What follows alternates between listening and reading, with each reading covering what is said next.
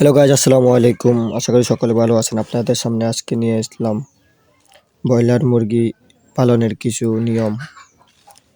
আশা করি ব্রয়লার মুরগি ছোটোবেলার একটা খাদ্য আছে, খাদ্যটি বাজার থেকে কিনে আনবেন। আশা করি 70 টাকা কেজি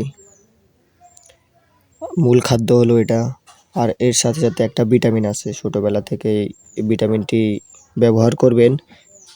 ভিটামিনটি ভিডিও শেষে দেওয়া হলো, আপনাদের বলবো ভিটামিনটির ব্যাপারে। আশা করি এখন আমার মোরগগুলো অনেক সুস্থ, অনেক ভালো আছে। আপনাদের ভিটামিনটি হলো জিঙ্ক বি। এই ভিটামিনটি দেখতেছেন, এই ভিটামিন শুধুমাত্র পানির খাদ্যে ব্যবহার করবেন। এই ভিটামিনটির দাম বাজার থেকে ক্রয় করলে 100 টাকা নেবে।